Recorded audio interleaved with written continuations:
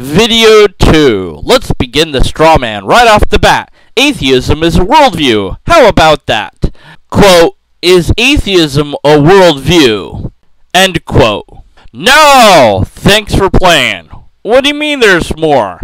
Oh, right. There's a lot more. Oh, bleep. Back to the webpage. Quote, a worldview is a perspective that someone has with which he interprets experience. End quote. You know what would be nice? Citations of where the bleep Mac gets this idea from. Seriously, where? Who said this? When? I want to know, because that's not really what a worldview is. I mean, why not look it up in, say, a dictionary that's acceptable to everyone, like Webster's, and use that definition and cite... no, we're not going to do that. We're just going to tell people that this is what a worldview is. Screw it. Make it up. Why not? Quote, atheism is a worldview, or at least part of a worldview, because atheists have presuppositions with which they interpret the world. End quote. Nope, because that's not what a worldview really is, but whatever, screw it at this point. Your idea of a worldview is all whacked up anyway. So, according to this horrible definition, everyone has a worldview, and everyone has ways of interpreting the world. Although it's a neat trick to insert presuppositions into that idea of, well, adding more straw man to try to poison the mind of the reader so that they get to think that atheists have their minds made up already and not open-minded. But hey, we're dealing with sheeple here, so they don't want to think for themselves. So just tell them stuff, and they'll buy it wholesale, right? Quote, an atheist's presuppositions necessarily include a conscious decision to exclude God as a possible explanation for experience. End quote. Do what now? Okay, strawman time. Epic strawman time. So, let's just say I have an experience of needing to go pee. I can think that I really need to pee, or maybe it's God. My bladder feels tighter, and I feel bad. My stomach starts to hurt. My privates are feeling pretty weird too, and soon something starts leaking out. Maybe it's God, though. I don't want to exclude that possibility. This experience might seem like needing to pee, but it could be God trying to contact me, right? Right? No? Better go pee? Okay, BRB, peeing. Well, what do you know? I had to pee. What a shock! Now, why the elaborate example here? Because I want to make a point. Most experiences we humans have are normal, everyday experiences. But at least one of us, with how big the world is and how many humans there are, will have an odd, strange, bizarre experience happen to them. Whether it happens to them inside their brain, or it happens in their house, or wherever they happen to be at that time.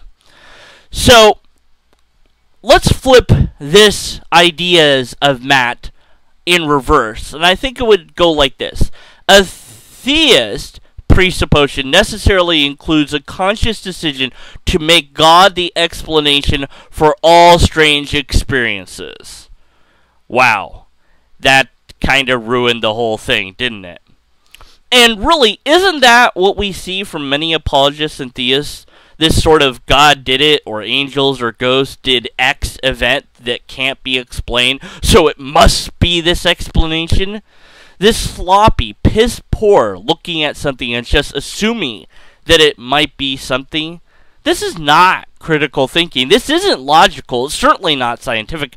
It's nothing more than a claim to special knowledge. Now, I can personally reflect on several events in my past that I once labeled as spiritual. I now have a natural explanation for most, if not all of them. But there's problems with the past. I can't test those things today. I have no way to know anything more about them, and memory itself is suspect. Finally, a natural explanation always beats out the supernatural one, because the supernatural isn't an explanation at all. See my video, The Supernatural Isn't Very Super, for more on that. But I'll give a quick example here from my own personal life. I believe that I could see ghosts when I was young because I'd caught on to the idea of spiritual gifts, and I was convinced I had the ability to discern spirits. Anyways, I went to a bunch of trailers in the trailer park where I was living at the time, and they were abandoned, and said to the friends with me, not haunted, until one was haunted. I went inside and saw a ghostly woman floating around. I exited and said, it's haunted. And I told them that there was this woman there and she would go away soon. How did I know that? Why could only I see it? What was it doing there? Why did she have clothing on? No idea, but none of that was an issue at the time. My friends accepted it, and we were scared of the trailer, and we went on to play and do other kid things. Now, today, I realized that what I saw was nothing but a trick of the light. My own personal desire to see something. I wanted to see a pattern, and I got a pattern. The ghosts that people see are always human-like. Rarely, and as far as I know, never, has an animal ghost been seen or reported, because people are pattern seekers. We find faces of humans everywhere. We see people when there are no people to see. Tricks of the light cast these huge shadow-like people that tons of websites claim that are demons that go after humans. It's nothing more than pattern seeking at work. The theists would have us believe that these such things are actual things, rather than not being a thing.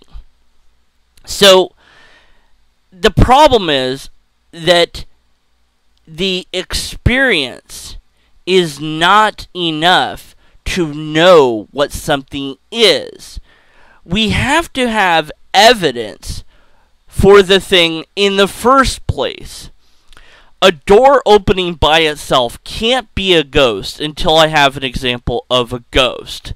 The Atheist Experience did a great analogy of this one time with a tree being ripped out of your front yard with all these claw marks. It could have been a dragon that did it, but until I have an example of a dragon, it's not a dragon. That's just how things work.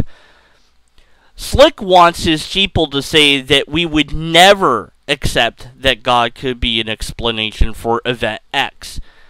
But if God is an explanation, how would I know it's God? What tests could I run? What evidence do I have? The answer is I have none. So this is nothing more than special pleading and special knowledge. We don't have an example of God.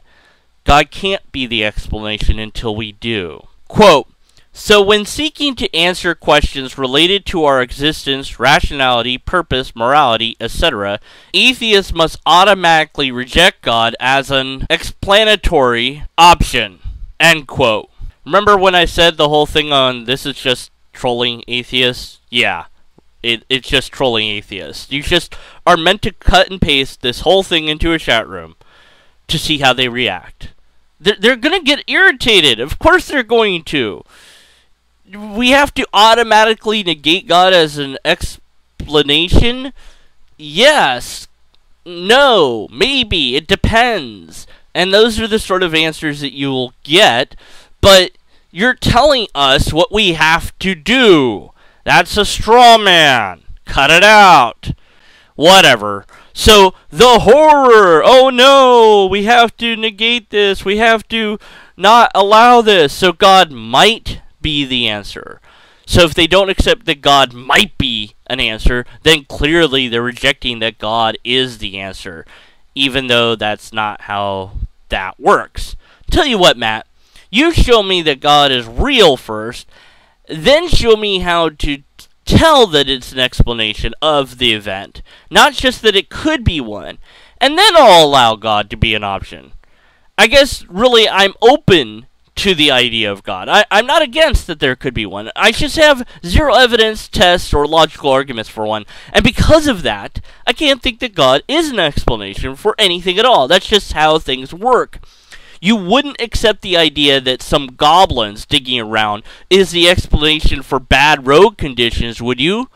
I mean, it might be the reality, but you shouldn't accept that it might be. We don't even have any evidence of goblins. So why would we allow this might be to become the is? It's obviously goblins. No. Well, could it be goblins? No. Until we have an example of goblins. Quote, this has huge philosophical implications. Therefore, atheism is a worldview since it's a perspective, or part of a larger one, with which a person interprets experience. End quote. Hey, don't forget that straw man from earlier. Keep saying that atheism is a worldview. That will piss him off. Go, trolling! Go, trolling! Go! Quote, is atheism a worldview? Or does a person's worldview include atheism? End quote. No and yes / maybe. I've never been able to pin down what, if anything, my own worldview is. I don't even know if I really have one. Is there some test I could take to find out what mine is? If any of you know, let me know in the comments below. But if I do have one, then my not believing in God is part of that, I guess. But it's not the other way around. I have no idea why this is inserted here. It's like some weird half-finished thought or something. But again, just put that into chat, because saying worldview over and over plus atheism will piss off someone, and then you can see them being smug, and you know that you've won, I guess. So, sheeple, don't think, just put it into chat and troll away. Go, my lovelies, go! That's it for this one. Let's find out how to attack atheists in the next video.